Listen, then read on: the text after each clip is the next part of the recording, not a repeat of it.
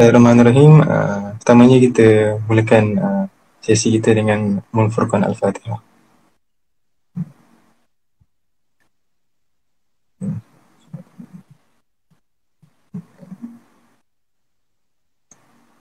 Jadi Alhamdulillah, apa khabar semua?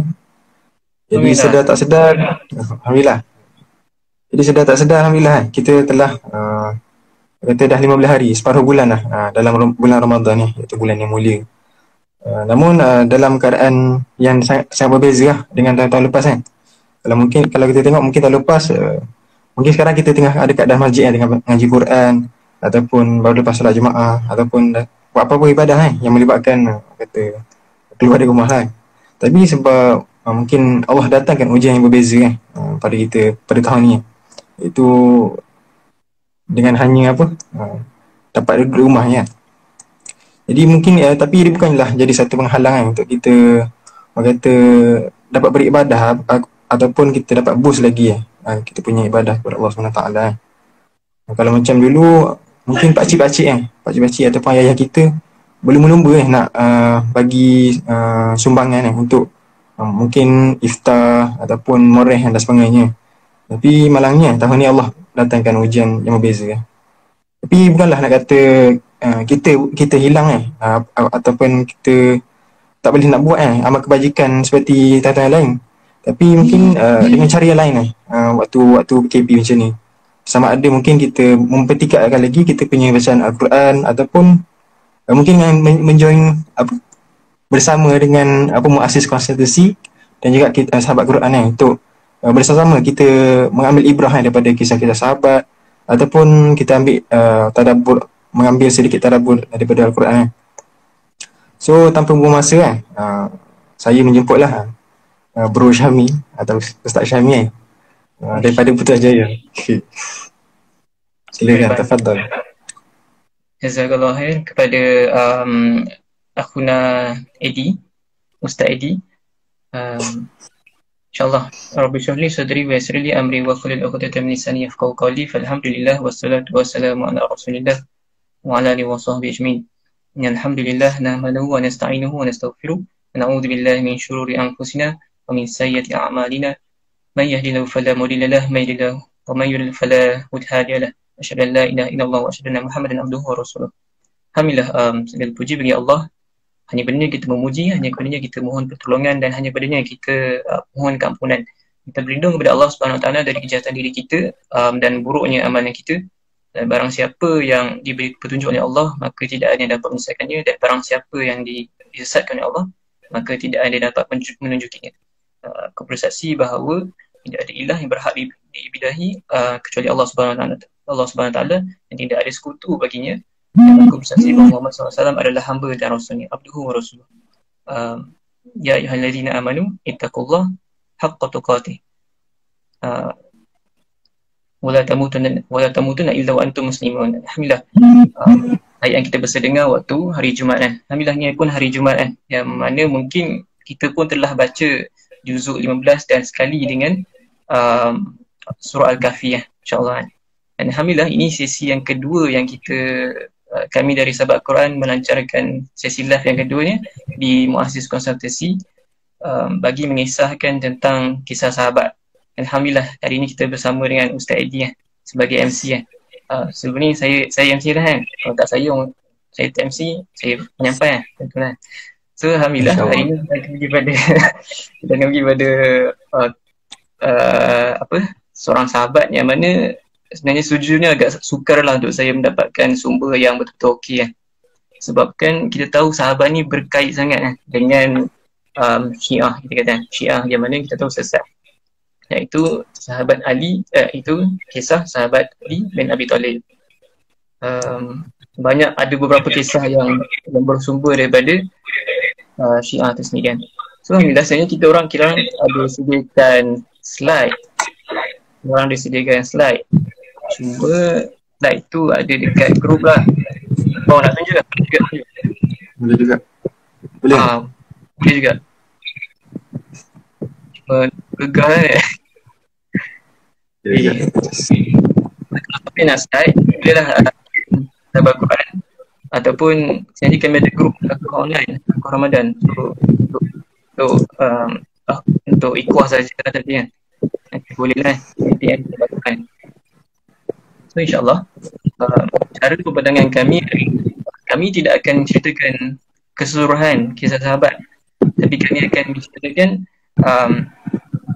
ceritakan latar belakang. Tapi kita pergi latar belakang tu, kita akan ambil pengajaran yang kita boleh amalkan, terutama bagi dalam musim PKP ni insyaAllah. Tapi kami menggalakkanlah feedback andai kata memerlukan lebih banyak detail ataupun nak kurangkan detail pun boleh juga nanti bolehlah bagi feedback. Kita sama-sama improve dan moga-moga kita sama-sama memperoleh manfaat daripada kisah kita. Alhamdulillah Allah SWT mengurniakan kita bukan setakat kekuatan untuk kita berpuasa, tapi juga mengurniakan kita kekuatan untuk kita masih bersama dalam sisi-sisi yang kita kata meningkatkan iman insyaAllah. Alhamdulillah, itu satu perkara yang sangat indah bagi orang muslim. Ataupun penguasa lagi, saya pergilah kan, kita kepada Sayyidina Ali. Bawah sikit, okay. Jelas ke tu? InsyaAllah jelas kan. Nama dia adalah Ali bin Abi Thalib bin Abdul Muttalib bin Hashim bin Abdul Manaf Al-Quraisy Al-Hashimi Al-Makki Al-Madani Al-Qutni. Kalau kita perasan dia adalah Ali bin Abi Thalib, kita tahu bahawa dia adalah anak kepada Abi Thalib yang mana Abi Thalib ni adalah bapa saudara ataupun kita kata pakcik kepada Nabi Muhammad SAW. Dan tempat lahirnya adalah di Mekah Al-Mukarramah. Ada yang kata di dalam Kaabah, ada yang kata di Mekah Al-Mukarramah. Dan tarikh lahirnya adalah 10 tahun sebelum Nabi menjadi Rasul. Maknanya Nabi waktu umur 30 tahun barulah. Maka beza dia adalah 20 tahun dengan sangat jauh dengan Nabi. Dan tarikh wafat adalah 17 Ramadan. Lagi dua ada telegram kat situ. Lagi dua 15 Ramadan kan. Lagi 2 hari, maka itulah tarikh wafat bagi Sayyidina Ali radhiyallahu anhu. Ramadan sama dengan 41 tahun 41 Hijrah, 1991 Masih. Adalah dia syahid oleh Abdul Rahman bin Muljam, kufat ketika dalam perjalanan ke masjid untuk menunaikan solat subuh. Dia sedang nak on the way nak solat subuh tu, tiba-tiba ada orang datang bunuh dia. Dan nama kunyahnya adalah Abu Hasan ataupun Abu Hasan, dan Rasulullah juga memanggil dia adalah dengan nama Abu Turab. Abu Hasan kerana Sayyidina Ali itu sendiri adalah bapa kepada Hasan, dan Abu Turab adalah kerana Nabi SAW dia pernah nampak Sayyidina Ali ni pernah bermain di atas ataupun pernah tertidur terbaring di atas tanah. Abu Turab tu adalah bapa kepada tanah. So dia nampak macam Nabi nampak Sayyidina Ali tu di tengah terbaring dekat atas tanah. Dia panggil Abu Turab. Ada juga yang kata Abu Turab tu kerana Sayyidina Ali ni sangat susah. Kemudian dia walaupun dia susah tapi dia nak tolong orang. Sampaikan dari orang yang susah tu, sampaikan dia punya baju muka tu berdebu. Sebab itulah dipanggil dengan Abu Turab. Dan Abu Turab ni merupakan gelaran yang paling digemar oleh Nabi untuk dipanggil. Okey. Dan seterusnya adalah kita masukkan fun fact sikit kan. Kita bisa dengar tak jelas sangat. Kalau okey, nanti jelas. Okey, kalau kita biasa dengar kan, Sayyidina Ali ni dia terbiasa panggilan karamallahu wajhah kan, yang bermaksudnya memuliakan wajahnya kan. Namun gelaran tu adalah gelaran yang diberikan oleh Syiah. Namun Syiah yang dimaksudkan bukan Syiah yang sekarang ni. Syiah tu penyokong Sayyidina Ali. Cuma waktu tu diorang tak sesat lagi. Cuma yang Syiah yang sekarang ni memang sesat. Menurut mufti wilayah yang mana sekarang ni adalah menteri agama lah, dia kata boleh je untuk panggil karamallahu wajhah, cuma diberatkan untuk memanggil radhiyallahu anhu. Allah telah redha dengannya. Kerana itu yang lebih tak diragu-ragulah berbanding dengan karamallahu wajhah, sebab iklan yang diberikan oleh Syiah daripada Nabi SAW. Maka panggillah Sayyidina Ali dengan panggilan Sayyidina Ali radhiyallahu anhu instead of karamallahu wajhah. Okey, yang seterusnya adalah kita tahu tadi kan, kita tahu tadi Sayyidina Ali adalah anak kepada Abi Talib kan. Maka slide seterusnya jadi maka kita tahu bahawa Sayyidina Ali dia adalah sepupu dan menantu bagi Rasulullah SAW kerana dia berkahwin dengan Fatimah Az-Zahra, anak Rasulullah SAW. Dan yang menariknya dia adalah kanak-kanak yang pertama yang memeluk Islam. Ini kita semua tahu kan, kanak-kanak pertama memeluk Islam ketika waktu tu dia kecil lagi, ada yang kata 10 tahun, ada yang kata 9 tahun, ada yang kata 8 tahun sampai 10 kan. Memeluk Islam ketika berumur 10 tahun. Para ulama ada berselisih pendapat lah, sama ada satu yang masuk dulu kan Islam, sama ada Khadijah ke Abu Bakar ke ataupun Ali bin Abi Thalib kan. Namun pendapat yang kuat adalah yang masuk Islam adalah pertama ni adalah Siti Khadijah, isteri Nabi sendiri, dan kemudian ni Abu Bakar As-Siddiq, dan kemudian ni barulah Ali bin Abi Thalib. Maka Ali bin Abi Thalib jadi orang yang ketiga dalam memeluk Islam. Namun kita tahu bahawa itu adalah sangat-sangat awal kan, peringkat umur yang sangat-sangat muda. Satu pengajaran yang kita boleh ambil daripada sini sebenarnya adalah Nabi SAW tidak mengira walaupun seseorang tu masih muda ataupun kita kata masih mentah kan, 10 tahun adalah darjah 4 kan. Darjah 4 kita tak ingat apa-apa pun kan kat sekolah tu. Mungkin kalau UPSR tu kita ingat lah UPSR kan, darjah 6 kita ingat UPSR kan. Tapi kalau darjah 4 tu tak ingat apa-apa. Tapi Nabi SAW tidak mengira pun apa pun condition seseorang tu kan, sama ada dia macam mana kan. Kita tahu bahawa Sayyidina Ali pun budak-budak dan Nabi SAW mengislamkan dia waktu tu. Maka kita dapat tahu bahawa Nabi SAW tidak memilih pun orang kan, tidak memilih pun orang, sama ada ni dia ada potensi atau tak menjadi orang yang baik ataupun tak, jadi orang menerima Islam ke tak, untuk jadi orang yang main-main ke, yang serius ke. Tapi Nabi SAW still mengislamkan dia. Dia mengislamkan Sayyidina Ali radhiyallahu anhu. Katanya sebagai seorang Muslim kan, kita tak patut lihat pun siapa yang kita nak dakwah tu. Kita orang tu teruk kan, hisap rokok ke, apa tu, minum arak, berjudi, rambut penyapu kan, rambut punk kan, skinhead kena lagi. Tapi alangkah indahnya ada kata tugas kita hanya menyampaikan, bukan kita melihat kepada orang tu sendiri. Yang perlu dicela adalah perbuatan orang tu kan, tapi bukanlah orang tu sendiri. Perbuatan yang perlu dicela, bukanlah orang tu sendiri yang perlu dicela. Sebarkanlah kasih sayang kepada semua orang. Seperti kita lihat dalam Ustaz Ibn kan, dia sebarkan kasih sayang kepada semua orang. Walaupun orang tu nampak macam, kalau kita tengok dia ni macam ada harapan ke sebenarnya, tapi kita tengok dia orang ni pun ikut solat tahajud dengan Ustaz Ibn. Baguslah kita kata kan. Tugas kita memang menyampaikan, yang memberi hidayah tu adalah Allah SWT, bukan kita. Walaupun Sayyidina Ali masih muda kan, macam terlalu sangat muda kan, tapi Sayyidina Ali tapi Nabi SAW masih mengislamkan dia. Sangat-sangat indah kan. Dia tak ada kata dia ni budak lagi, bukan tahu apa pun kan, tak payah kan, macam bazir masa kan. Tapi tak, Nabi still mengislamkan Sayyidina Ali radhiyallahu anhu. Alhamdulillah.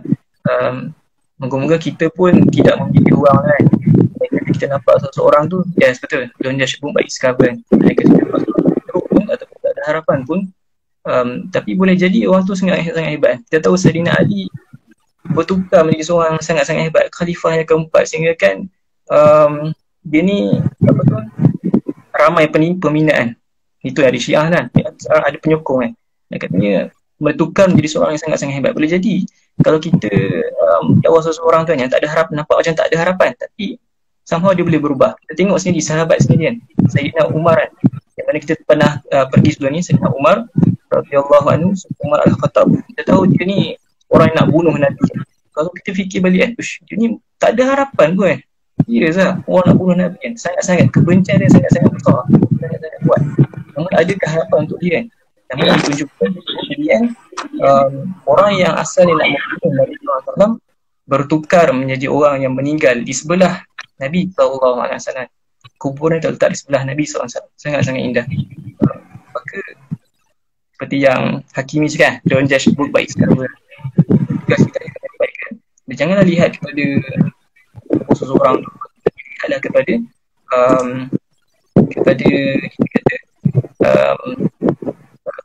hati seorang tuan. Allah. Dan kita tahu Sayyidina Ali ada termasuk 10 orang sahabat yang dijamin syurga. Dia memang confirm masuk syurga, maka perlu kita lihat kenapa dia masuk syurga. Dan dia pernah bersama dalam perang Badar, Khaybar, pembukaan kota Mekah, Hunain, Taif dan beberapa lagi peristiwa melainkan perang Tabuk. Tapi perang Tabuk tu sendiri pun bukan dia tak nak pergi, cuma Nabi yang tak bagi dia pergi. Nabi suruh jaga dekat Madinah. Nabi suruh jaga Sayyidina Ali jaga dekat Madinah. Namun apa yang menarik yang kita mendapat lagi pelajaran kat sini adalah andai kata kita ada peluang untuk pergi berjihad, maka pergilah.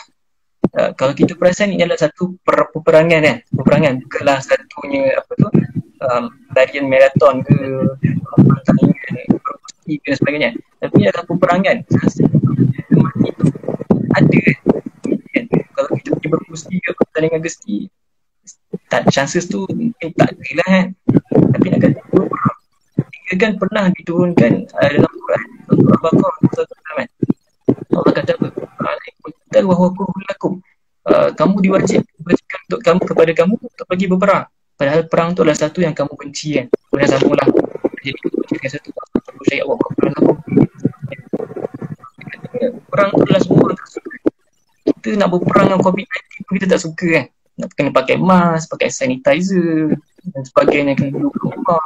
Itu baru perang dengan perasaan. Tapi ini perang dengan nyawa sendiri kan. Kata kita. Sayyidina Ali sangat-sangat berani satu, dan kemudian dia mengambil peluang untuk berjihad sebagai seorang student ataupun jika kata sebagai seorang yang kita mungkin kita tak jelas tak jelas ni saya cuba kuatkan saya jihad sebagai seorang student ataupun sebagai seorang kita mungkin bukanlah berperangan, tapi jihad itu adalah suara glitch. Suara dengar ke? Suara dia macam glitch. Macam connection. Oh, glitch Wah, sebab internet ke? Hello. Beliau lagi tak? Beliau sama-sama dalam peperangan Badar. Lagi ke? Sikit-sikit. Oh, sikit-sikit. Alamak.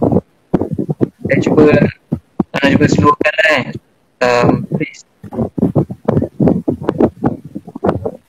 Beliau bersama dalam peperangan Badar, Uhud, Khandaq, Khaybar, Mekah, Hunain, dan beberapa lagi peristiwa. Saya kata ada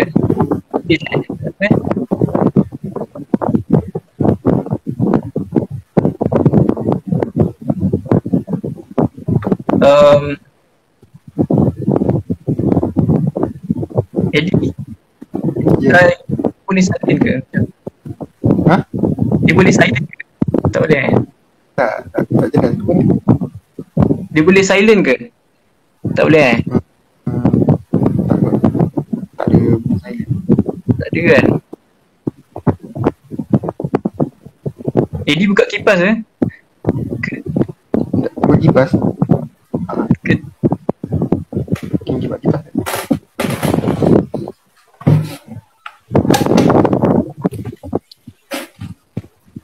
Cuba saya cakap. Hello. Cuba cakap beliau bersama Rasulullah SAW dalam peperangan Badar, Uhud, Khandaq. Dengar Dengar. Okey, alhamdulillah. Mana tadi? Nak katanya Sayyidina Ali dia join semua jenis hampir semua peperangan kan. Nak katanya dia salah seorang yang sangat berani, dan sebagai seorang muslim lah kita kata kan. Sebagai seorang muslim, maka hendaklah kita mengambil peluang untuk sentiasa bersungguh-sungguh di jalan Allah Subhanahu Wa Taala. Beranikanlah diri walaupun itu adalah satu perkara yang kita takuti kan. Tapi kalau kita perasan, kita bukanlah kita pun rasa peperangan tak ada pun kan. Rasa peperangan tak ada dah kan. Tak tahulah kan, wallahualam, tapi setakat ni tak ada lah kan. Peperangan COVID-19 lah kan. Moga Malaysia menang, insyaAllah kan. Nak katanya Sayyidina Ali, sifat seorang yang sangat-sangat hebat tu, dia pergi je, dia terus berjihad di jalan Allah Subhanahu Wa Taala. Dia terus tanpa ada rasa ragu-ragu pun, Sayyidina Ali join semua jenis peperangan dengan Nabi SAW. Mereka perang Tabuk tu pun Nabi yang tak bagi tu pun Nabi suruh Sayyidina Ali stay dekat Madinah. Sangat-sangat hebat. Andai kata kita ingin menjadikan diri kita seorang yang sangat hebat, maka berjihadlah, bersungguh-sungguhlah sepanjang masa. Andai kata kita diberi peluang, contohnya kita nampak peluang kan, contoh yang paling praktikal kan, kita nampak peluang, hari ni macam kalau dalam grup halaqah Quran, halaqah Ramadan tu ada macam list one day one juzu kan. Kadang-kadang tak perlu pun nak tunggu orang yang biasa update tu untuk update kan, tapi teruslah untuk update kan, tanpa perlu pun fikir ni mungkin kerja PIC kan. Amazing. Katanya boleh je terus je untuk kita buat kan. Tapi nak katanya tu contoh yang praktikal untuk grup halaqah Ramadan kan. Tapi nak katanya andai kata kita berada di dunia yang sekarang ni kan, Muslim, sebagai seorang Muslim, andai kata kita dapat peluang untuk melakukan kebaikan, maka buatlah, teruslah. Jangan nak tanya diri ni, boleh ke aku buat sini tapi buat je lah. Beranikanlah diri dan teruslah berjihad di jalan Allah SWT. So, insyaAllah slide seterusnya. Fun fact, kita balik kepada fun fact. Beliau mempunyai hubungan yang rapat dengan Rasulullah SAW semenjak kecil. Beliau tinggal bersama Rasulullah dan dididik oleh baginda. Sebab itulah beliau banyak mewarisi kepribadian dan akhlak Rasulullah. Beliau amat cintakan Rasulullah. Beliau sentiasa di sisi Rasulullah SAW pada masa susah dan senang, semasa perang damai, dan semasa Rasulullah sakit hinggalah akhir hayat baginda. Nak katanya kat sini, kita tahu Abi Talib mempunyai anak yang sangat-sangat ramai. Maka Rasulullah SAW mengambil untuk mengambil Sayyidina Ali sebagai tanggungan dia, untuk meringankan beban yang ditanggung oleh Abi Talib kan. Maka Sayyidina Ali tinggal bersama Rasulullah SAW. Maka dapat dilihat bahawa memang peribadi Ali tu, Sayyidina Ali tu mempunyai ciri-ciri seperti mana Rasulullah SAW kan. Rasulullah SAW. Nak katanya tu yang ada pengikutnya sangat-sangat kuat kan. Seperti Syiah kan, pendukung yang sangat-sangat kuat. Nak katanya andai kata pengajarannya yang kita boleh tadabbur daripada sini kan. Andai kata kita tahu bahawa Sayyidina Ali sebagai seorang anak, dia pasti akan terbentuk seperti mana acuan mak ayah dia kan. Bagaimana ni, seperti itulah acuannya yang peribahasa tu kan, dah lama dah tinggal kan. Katanya andai kata kita nakkan sebagai seorang yang muda kan, saya yakin anda semua orang muda kan, orang yang tonton ni adalah orang muda. Orang yang ada IG ni biasanya orang muda kan, bukannya kalau biasa orang tua-tua ni guna Facebook kan. Dan katanya andai kata kita nak jadi orang sangat-sangat baik, maka surroundkanlah diri kita, circlekanlah diri kita dengan perkara-perkara yang baik, dengan suasana yang baik. Sayyidina Ali radhiyallahu anhu tinggal bersama Rasulullah SAW. Rasulullah SAW bersama dengan orang yang sangat-sangat hebat, maka dia bertukar menjadi seorang yang sangat-sangat hebat sebabkan dia tinggal bersama Rasulullah SAW. Dan kata kita sebagai seorang yang muda, insyaAllah saya yakin student ni dia mempunyai harapan yang sangat-sangat, dia masih muda lah, kita kata Alhamdulillah masih muda, Alhamdulillah kan. Katanya dia masih ada harapan untuk berubah. Tapi semua ada harapan masih berubah, cuma chances untuk orang yang muda ni, remaja ni masih dia tinggi sikit berbanding yang dah tua lah. Dah tua agak susah sikit, tapi hidayah milik Allah kan, Allah Alam. Tapi inilah chances yang terbaik untuk kita circlekan diri kita dengan perkara-perkara yang baik, dengan kawan-kawan yang baik. Maka carilah kawan-kawan yang baik sepanjang kita hidup. Andai kata kita nakkan pengakhiran yang juga baik, kerana pasti orang yang nakkan pengakhiran yang baik, dia akan cari orang yang boleh bantu dia kan. Kalau kita perasan dalam surah Al-Fatihah sendiri kan, kita doa kepada Allah SWT, ihdinas siratal mustaqim. Ihdina tidak disebutkan ihdini, walaupun kita tarawih seorang-seorang kan. Walaupun kita tarawih seorang-seorang kan. Nak katanya walaupun kita solat seorang-seorang, tapi masih lagi diperlukan untuk kita mohon kepada Allah untuk ditunjukkan bersama kami ni, supaya bersama dengan di jalan yang istiqamahan, jalan yang istiqamah. Dan katanya perlunya bersama dengan orang-orang baik. Maka andai kata bagaimana pokok yang cantik tu nak lahir, andai kata dia tidak mempunyai suasana yang baik. Yang membina pokok yang baik adalah tanah yang subur, udara yang mencukupi kan, dan ada cahaya matahari kan. Andai kata dia tak dapat semua tu kan, maka dia akan membesar dengan cacat lah kita kata kan, ataupun kita kata dengan tak elok, tak cantik kan, mungkin layu ke kekuningan ke dan sebagainya. Maka andai kata kita inginkan peribadi yang baik, maka surroundkanlah diri kita dengan baik. Tapi andai kata kita tak dapat nak cari suasana yang baik, maka ciptalah sesuatu. Jadilah ejen pengubah untuk membina, untuk membuat suasana yang baik. Tak perlu tunggu orang lain. Mungkin orang lain pun manusia kan. Kita nampak mungkin ada orang sebelum ni dia selalu buat baik kan, tapi pada satu hari tu dia tak buat. So kita pun macam tak apalah kan. Tapi kita lupa bahawa seseorang tu pun dia manusia juga. Maka kitalah yang perlu menjadi ejen pengubah tu, InsyaAllah kan. Kita pergi pada slide seterusnya kan. Okay, kita tahu Sayyidina Ali radhiyallahu anhu adalah khalifah yang keempat daripada Khulafa' Ar-Rasyidin, dan dia adalah merupakan khalifah yang pertama daripada kalangan Bani Hashim, dan tiba memerintah dalam 4 tahun. Tarikh menjadi khalifah 35 Hijrah bersamaan 655 Masihi. Dan kita tahu bahawa sepanjang Sayyidina Ali menjadi khalifah, terdapat 2 peperangan yang berlaku. Peperangan kita kata civil war, peperangan saudara lah kan, perang saudara, yang mana sangat-sangat dahsyat sehingga kan ada sahabat yang kata waktu perang tu dia kata, aku confused ni, kat sini orang Islam, kat sana pun orang Islam, mana satu yang aku perlu backup ni kan. Yang cantiknya kat situ adalah dia kata macam tu sehingga kan kita boleh dapat nampak bahawa dia nak backup orang Islam, dia mementingkan orang Islam, dia pandang seseorang tu dengan kacamata Islam, bukan kacamata dia ni puak ni, dia ni puak ni. Kalau macam sekarang kan, kita dapat lihat kan, contoh kalau Malaysia badminton, Malaysia lawan Indonesia, Lee Chong Wei lawan Hidayat, kita akan sokong siapa kan?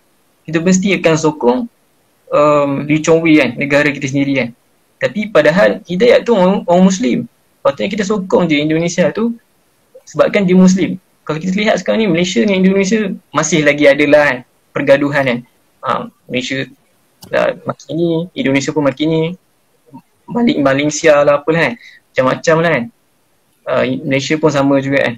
Dan katanya kita tidak melihat kepada, kita terlalu kuat fahaman nasionalisme kita sehingga kan kita melupakan bahawa saudara kita tu adalah seorang Muslim, seorang Islam, yang mana sepatutnya persaudaraan sesama Islam tu lebih kuat berbanding persaudaraan kenegaraan tu sendiri. Itu satu lah yang kita dapat kan. Yang kita tahu perang Jamal ni ataupun perang unta, dipanggil perang unta sebabkan memang waktu tu Sayyidina Aisyah memang tunggang unta waktu pergi berperang.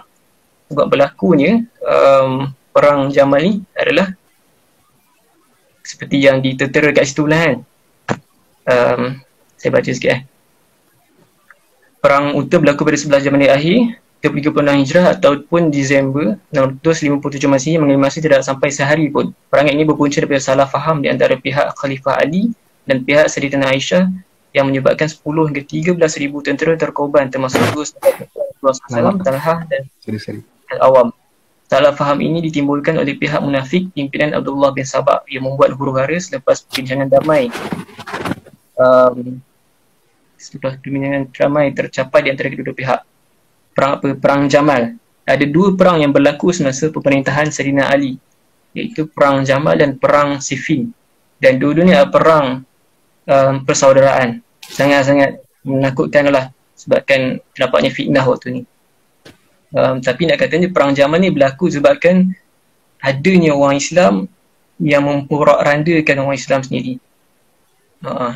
Sebab pada asalnya memang apa tu, kisah ni berlanjutan pada kisah Uthman sebenarnya. Sayyidina Uthman meninggal syahid sebabkan ada orang bunuh. Maka orang ramai nak tuntut kematian Sayyidina Uthman ni sendiri.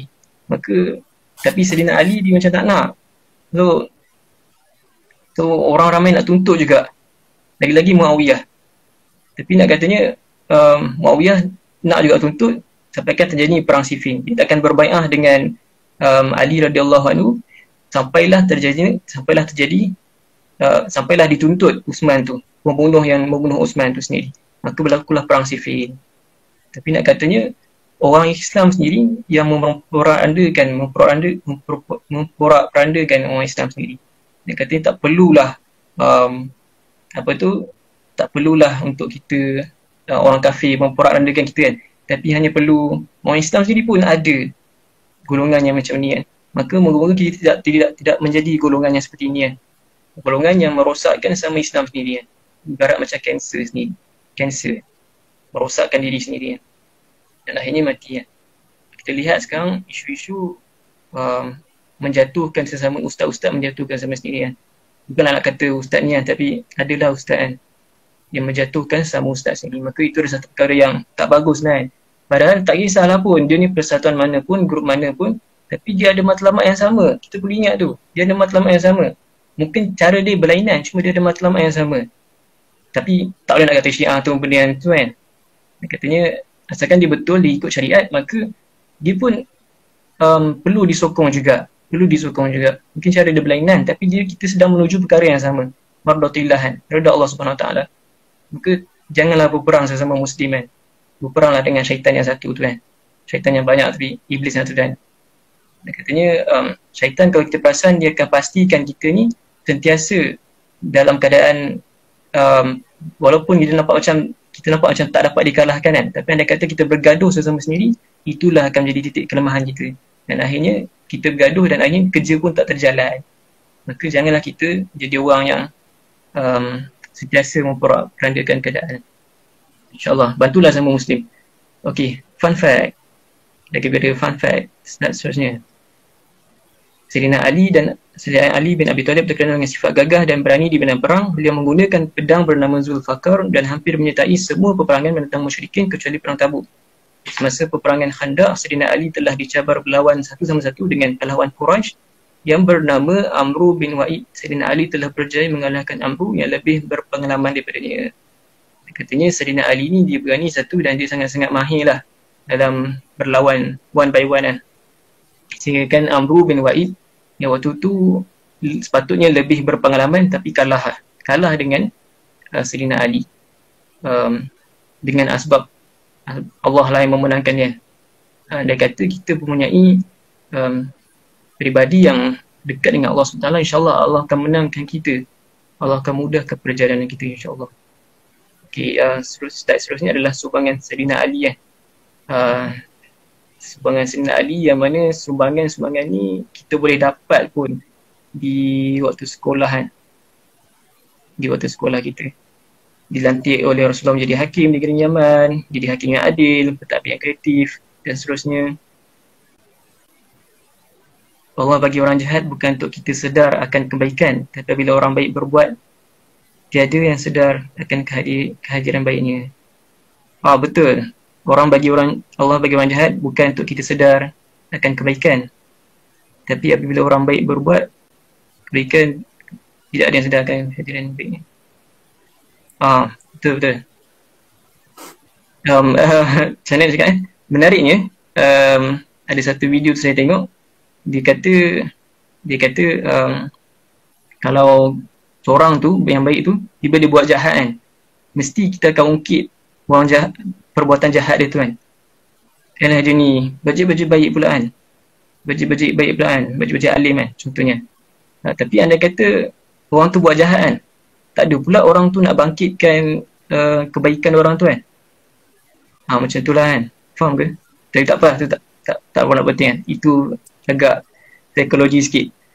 So insyaAllah Syah Arif, InsyaAllah sumbangan Sayyidina Ali tu boleh merujuk balik kita punya waktu sekolah punya buku ataupun kalau nak slide ni bolehlah nanti PM sahabat Quran di bawah ni PM Ustaz Edi. So kita skip lah slide ni kita pergi kepada slide yang seterusnya, slide yang kita kata insyaAllah yang terakhir Sayyidina Ali bin Abu Talib Al-Mu'taipu terkenal dengan ilmu dalam pelbagai bidang seperti bidang sastra, ilmu hisab dan kehakiman sehingga beliau digelar gedung ilmu. Kerana sitik rosak susu berbelangan. Betul. Susu tengah puasa ni. InsyaAllah. Nak kata. Masya-Allah. Nak katanya Sayyidina Ali ni digelar gedung ilmu dia katanya sangat-sangat bijak lah, sehingga kan pernah timbul satu hadis yang daif yang dibincangkan dalam laman web mufti dekat bawah tu, di mana hadis tu berbunyi, aku adalah pusat ilmu dan Ali adalah pintunya. Barang siapa yang inginkan ilmu maka datangilah ia daripada pintunya. Cuma darjat hadis ni adalah hadis daif. Ada yang kata hadis ni hadis hasan. Ada yang kata hadis ni hadis yang tak boleh pakai pun sebab dia punya matan tu tak ni. Boleh tengoklah nanti dekat dalam web tu kan. Tapi nak katanya tapi cuma hadis daif ni tak boleh diberbahaskan, cuma boleh diambil untuk diri kita sendiri. Dan katanya Sayyidina Ali ni seorang yang bijak lah juga kan. Sebagai seorang student ataupun sebagai seorang Muslim yang masih hidup kan, yang masih berpeluang untuk lifelong learning kan, pembelajaran sepanjang hayat kan, maka ambillah peluang untuk kita menjadi lebih berpengetahuan, untuk kita lebih menjadi seorang yang berguna pada masyarakat. Dan dia kata, kita tahu bahawa anak Nabi Adam tu pasti akan, kalau dia mati tu pasti dia akan meninggalkan 3 perkara kan. Dan salah satunya adalah ilmu yang bermanfaat. Maka dapatlah ilmu sebanyak mungkin untuk dimanfaatkan kepada diri dan kepada orang lain, InsyaAllah kan. By the way, nak tanya kenapa terlalu ramai orang percaya berita palsu dengan mudah? Kenapa lihat lebih terbaik daripada nak mendengar? Saya berpendapat, sebelum kita boleh lagu soalan ni. Saya berpendapat sebabkan manusia tu bersifat terburu-buru. Memang disebutkan dalam Quran, manusia tu bersifat terburu-buru. Maka dia nak cepat semua benda kan. Maka dia tak ada masa pun nak buat research, nak tabayun dengan seseorang, tak ada masa nak buat benda tu. Maka dia terus percaya dan sebarkan maklumat-maklumat yang belum pasti lagi. Salah satu sifat manusia lah. Maka tak apalah, manusia selagi mana kita masih muda tu, insyaAllah, alhamdulillah lah, Allah menyedarkan kita tentang sifat tu kan. Tapi alangkah baiknya anda kata kita pun berubahlah seperti kita tahu kan. Anda kata setiap maklumat tu perlu ditapis, perlu dicari dulu. Betul ke maklumat yang dalam slide ni kan? Better buat research lah. Boleh ke? Contohlah kan. Setiap apa yang dibuat tu perlu dicari, perlu ditanya. Betul ke Syiah tu sesat kan? Sebab apa? Kita kena search sendiri lah. Kita kena cari, kita kena buat research sendiri, InsyaAllah. So sebagai recap lah kan, antara pengajaran yang saya nak tekankan adalah, pertamanya adalah ketika Sayyidina Ali tu masuk Islam waktu zaman budak-budak kan, dan katanya Nabi SAW tidak memilih orang pun. Maka kita pun janganlah menjadi orang yang memilih-milih kan. Jadi macam tak ada harapan lah, tak payah luangkan masa aku kan dengan orang yang macam ni kan. Tapi dekatilah orang-orang macam tu je, dekatilah sesiapa pun, dan sebarkanlah kasih sayang. Itu yang pertamanya. Yang keduanya adalah Sayyidina Ali ni dia menyertai semua jenis peperangan, hampir semua peperangan kecuali perang Tabuk kan. Dan katanya, ambillah peluang untuk kita berjihad di jalan Allah SWT. Andai kata kita ada kelebihan dalam apa pun kan, dalam melukis kan, Hakimi ada kelebihan melukis kan, ataupun ada kelebihan bercakap, ada kelebihan buat poster, buat video, kelebihan apa lagi kan, ada banyak duit contohnya, maka gunakanlah kelebihan yang Allah beri itu untuk beri balik kepada Allah Subhanahu Wa Taala. Kerana pasti Allah akan bagi balik kepada kita tu dengan ganjaran yang lebih baik, lebih besar ganjarannya. Mungkin kita mungkin tak nampak pun. Mungkin 2-3 tahun akan datang barulah kita nampak benda tu kan. Andai kata kita ada GPA kan, contohnya, dengan sumbangkanlah semula kepada Allah SWT kan, contohlah kan. Dan kita akan nampaklah kesan-kesan dia. Cuma kita first kali adalah perlu percaya dulu, perlu yakin, perlu ada sifat yakin dulu, barulah akan berlakunya terlihatnya hasil tu. Dan itu yang kedua kan. Yang ketiganya, Sayyidina Ali yang hebat asalnya ditinggal bersama dengan Rasulullah SAW. Dan katanya, kita nak jadi orang yang baik, yang hebat, yang terbaik, maka surroundkanlah diri kita, circlekanlah diri kita dengan suasana yang terbaik, suasana yang kita inginkan. Kalau kita nak menjadi seperti orang yang hebat, maka belajarlah daripada orang yang hebat, bersamalah dengan orang yang hebat. Andai kata kita nak bersama dengan penghuni syurga, maka duduklah bersama-sama dengan orang yang bersifat dengan penghuni syurga. Tapi berkawanlah dengan benda-benda yang baik. Kerana pasti suasana tu pasti akan mengefek diri kita sendiri. Itu yang ketiga kan. Dan yang keempatnya adalah janganlah menjadi seperti orang yang memburukkan sesama Muslim sendiri, menjatuhkan sesama Muslim. Andai kata dia seseorang Muslim, kita nampak sahabat kita buat silap, maka bantulah dia untuk perubahan. Andai kata kita nampak kawan ni dia pergi join agama BTS kan, Masya Allah kan, maka sedarkanlah dia. Selagi mana dia masih hidup, maka dia mempunyai harapan untuk menjadi orang yang terbaik dalam Islam. Selagi mana dia masih hidup, dan selagi mana kita masih hidup, yang kita sangka ni kita ni baik kan, banyak sangat amalan, boleh jadi sebenarnya kita pun ada chances untuk kita menjadi orang yang terburuk dalam Islam, untuk mendapat neraka Allah Subhanahu Wa Taala. Na'udzubillah, semoga dijauhkan dari Allah Subhanahu Wa Taala. Maka jadilah orang yang sentiasa menyebarkan kasih sayang. Apa ni panjang kan? Oh, InsyaAllah kan. Dan yang terakhirnya, pengajaran yang terakhir adalah saya nak tekankan bahawa jadilah gedung ilmu kan. Yang mana ada kata, kita kata ustaz lah, rujukan lah. Andai kata orang tanya pasal Islam, kita boleh jawab. Andai kata orang nak tahu macam nak jadi baik, maka itu menjadi sumber rujukan. Dan itu yang terbaik lah kan. Dan kerana apa? Kita nak kematian kita, kematian terbaik kan. Dan anak Adam tu meninggalkan 3 perkara. Dia mati meninggalkan 3 perkara kan. Melainkan 3 perkara kan. Mati meninggalkan 3 perkara kan. Yang salah satunya adalah ilmu yang bermanfaat. Andai kata kita nak jadi orang yang bagus pengakhirannya, maka sebarkanlah ilmu tu, amalkan ilmu dan sebarkanlah ilmu tu. InsyaAllah dia akan mungkin lepas ni Kimi ke siapa ni, Mr. Hudlai ke, baguslah kan, satu inisiatif yang bagus kan, menyebarkan ilmu-ilmu kan. Moga-moga bermanfaat bagi orang lain. Islam menjadikan kita semua dalam satu taraf menyebutkan Islam ada 5 sumber. Artinya, maka lalukanlah hatimu dan akal dalam menjauh keburukan dan akan nescaya kita akan pasti temukan kebaikan. InsyaAllah kan. Rasa tu juga sesi kita kan.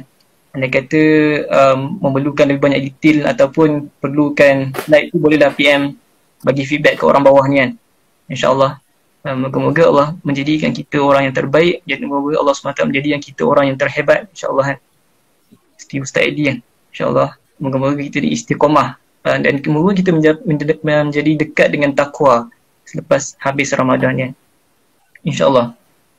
Saya serahkan, Allah Alam, saya serahkan kepada Ustaz Edi. Jazakallah khair kepada Ustaz Syamil daripada Putrajaya. Jadi cuma ya, kita tengok sikit ya. Satu kisah yang menarik kan bagi seorang sahabat kan. Yang mana sahabat ni sangat famous kan. Siapa yang yang nama Muslim ni mungkin semua orang kenal dia kan. Tapi satu refleksi lah bagi kita yang sekarang kat rumah ataupun kat mana-mana lah kan. Kita tengok macam mana Sayyidina Ali kan, daripada umur 10 tahun ni dah jadi Islam.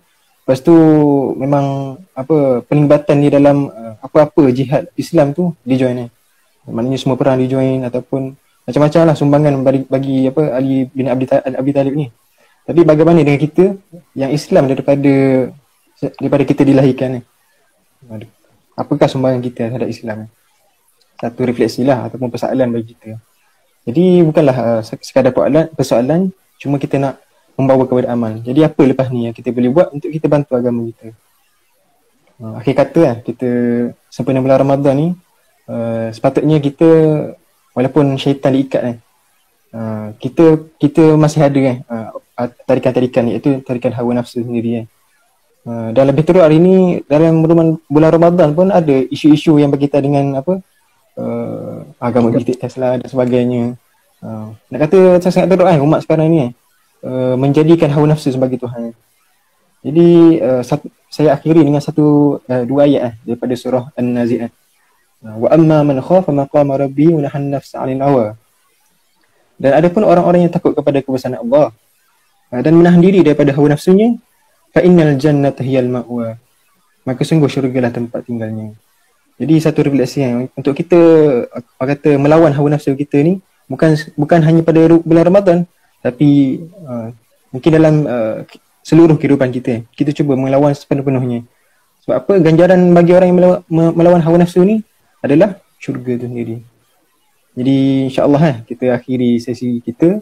Jazakallah kepada Syahmi, dan bagi siapa yang viewers yang ikuti ni, bolehlah kita nak promote sikit untuk join halaqah daripada sahabat Quran sendiri, halaqah Ramadan.